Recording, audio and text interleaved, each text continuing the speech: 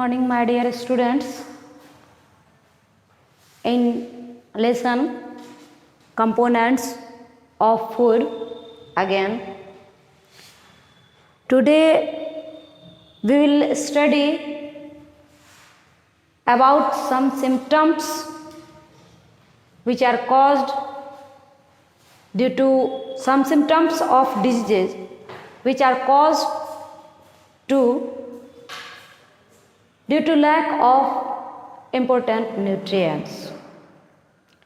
Students, as regularly we are studying here in chapter components of food about the main components, main nutrients of food and its proper functioning. So students,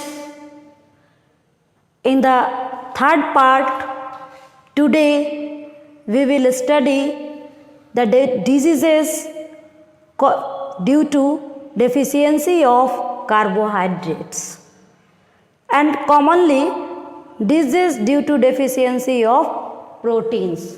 It means today I will explain the diseases which are caused due to lack of carbohydrates and proteins together. आज हम लोग study करेंगे कि एक साथ carbohydrates और proteins के lack से क्या इफेक्ट होता है। और प्रीवियस क्लासेस में हम लोगों ने स्टडी किया है most diseases cause due to lack of particular nutrients.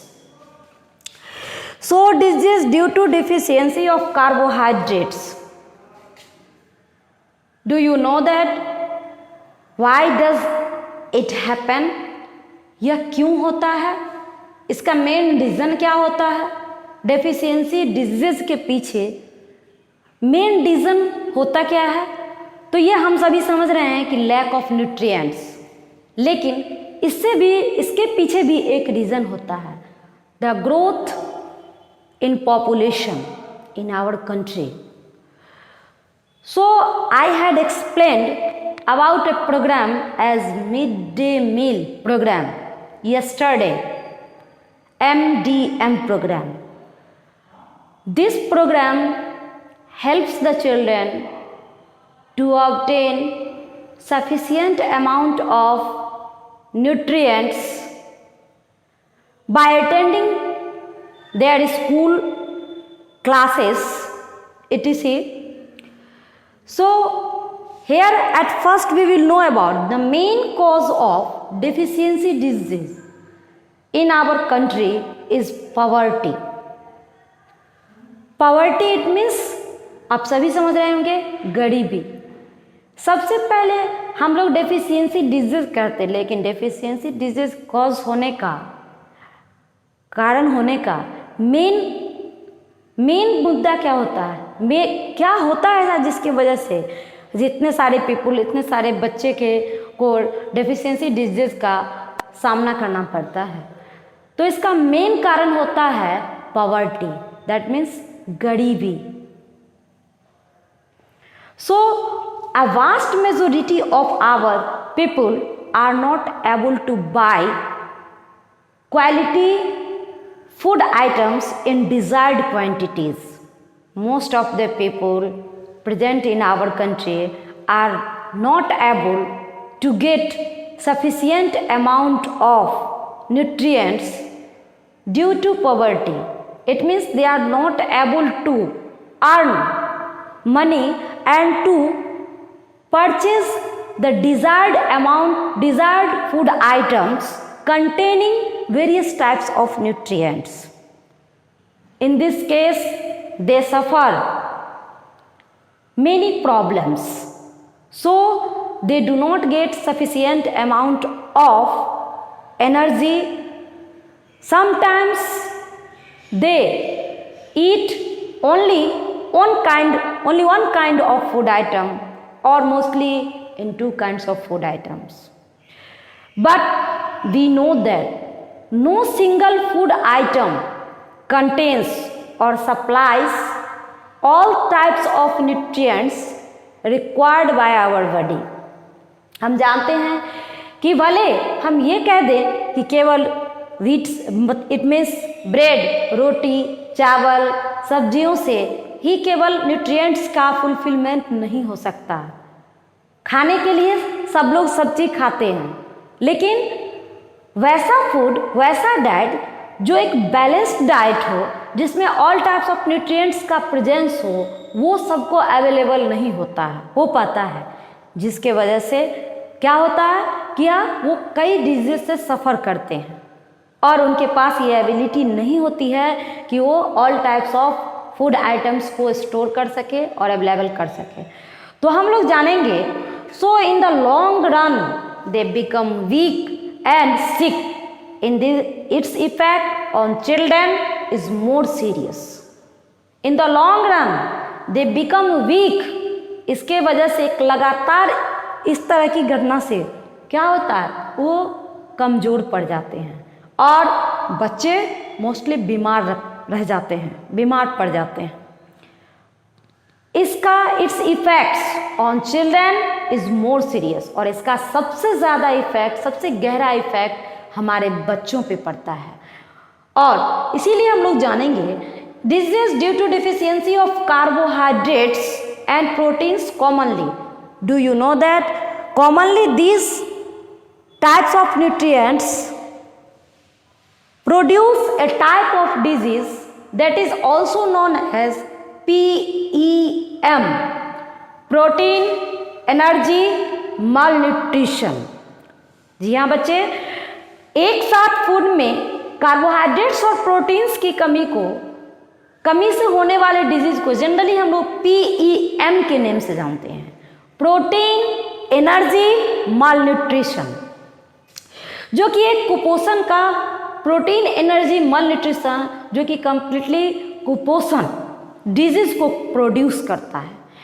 Carbohydrates are the chief sources of energy giving food, so this energy is used by the body for performing various functions. Deficiency of sufficient carbohydrates in the diet leads to body weakness and loss of stamina, as sufficient quantity of energy is not available to the body for performing various functions.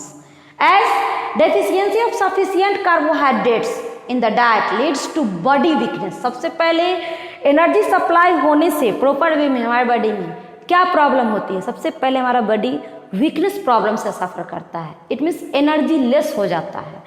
और loss of stamina, जैसे ही energy less होगा हमारा body, वैसे ही loss of stamina, it means क्षमता की कमी, strength की कमी हो जाएगी। तो as sufficient quantity of energy is not available to the body for performing various functions.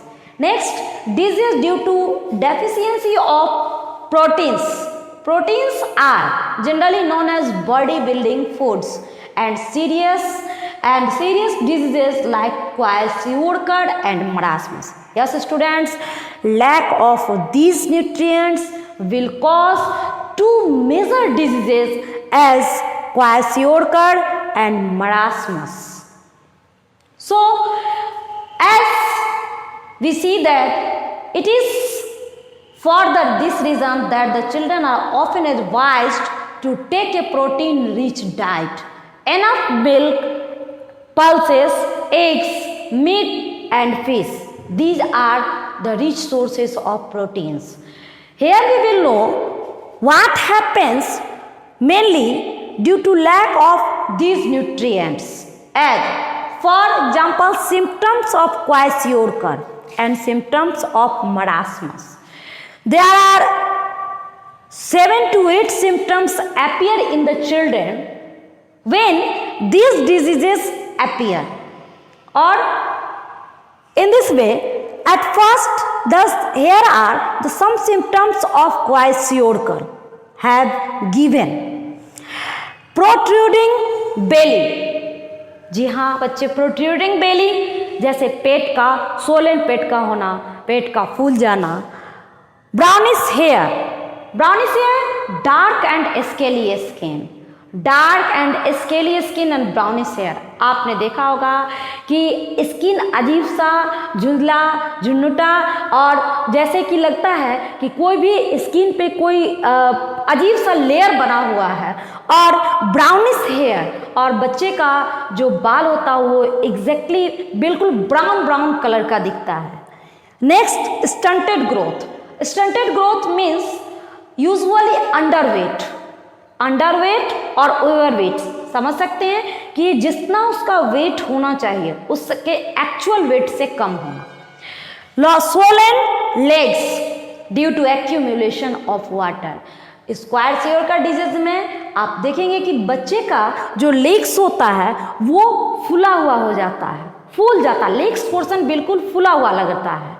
और इसके वजह से यह क्यों होता है? Due to the accumulation of water. Accumulation of water मतलब वाटर के ज़्यादा स्टोर होने की वजह से। नेक्स्ट, लॉस ऑफ एपेटाइट, भूख की कमी। Anaemia, it means anemia, all of you know it very well. Why does anemia appear in our body? When due to lack of iron, lack of blood. It means when iron gets lacked in blood, then in a proper amount of hemoglobin is not found, and our body suffers from lack of blood or lack of hemoglobin in blood, as that will cause anemia. Mental retardation and reduced resistance to disease. Mental retard, मानसिक harassment भी, और mental reduced resistance to disease. अब disease के से जो लड़ने का जो कैपेसिटी होता है, जो क्षमता होता है, वो भी उसका कम पड़ जाता है। सेम सिम्टम्स, कुछ सिम्टम्स अपीयर होते हैं just as in marasmus. Some symptoms में वैरी, कुछ सिम्टम्स जो होते हैं थोड़ा सा अलग होते हैं। As poor muscle development, it means muscular portion जो डेवलप्ड होगा वो क्लियर नहीं रहेगा, यानी एक healthy muscular portion, muscular system जो होना चाहिए वो जनरली डेवलप्ड नहीं होता है। No fat, as no fat it means bones showing through the skin. Fat की एक्यूमुलेशन नहीं होने से बोन्स क्लियरली दिखाई देता है, जिसमें बॉडी स्ट्रक्चर, बोन सिस्टम जो होता है, it means skeletal system exactly आपको अपीयर होने लगता है, दिखाई देने लगता है। वीक लेग्स का वीक होना, और लास्टली ग्रोसली अंडरवेट, इसमें भी वेट का जनरली कम हो जाना। और कुछ सिम्टम्स जो होते हैं जनरली सेम अपीयर होते हैं, जैसे loss of appetite, anaemia, mental retardation and reduced resistance to disease, जो सेम कैपेसिटी है। सो इस तरीके से आप देख रहे हैं कि क्वाइशयोरकर और मरासमस के बारे में हमारे लिए जानना सबसे ज़्यादा ज़रूरी है कि जब हम विटामिन्स मिनरल्स नहीं ले पाते हैं तो स्मॉल क्वांटिटीज़ में हमारे बॉडी को ज़रूरत होती है, लेकिन मेजर क्वांटिटी में जिसके बिना एक दिन भी हम सब स्पेंड नहीं कर सकते, जो हमारा डेली रिक्वायरमेंट है एवरीडे एक्टिविटीज़ के लिए, वो होता है कार्बोहाइड्रेट्स एंड प्रोटीन्स। तो इसीलिए हमें क्वाइशयोरकर और मरासमस डिजीज पे ज़्यादा फोकस करना है, क्योंकि इस दोनों की वजह से पूरा बॉडी सिस्टम वो इम्बैलेंस हो जाता है। और next, so protein energy malnutrition. Yes students, the lack of carbohydrates and proteins in our body will create PEM condition, protein energy malnutrition. So this term is used to describe that which lack proteins and energy giving carbohydrates. Diseases caused by PEM are common among children. So kwashiorkor and marasmus are diseases which result from PEM. The next topic or a small topic is disease due to deficiency of vitamins. As you know that vitamins are essential for our body in a small quantities or in a small amount for the proper functioning of our body. In the same way, minerals are also essential for our body. The minerals too are required in small quantities and are important for the normal functioning of our body. So students, we all of us have completed this chapter very well. If you will have any problem, then you can ask me some questions. I will deal it again. That's all. Thanks.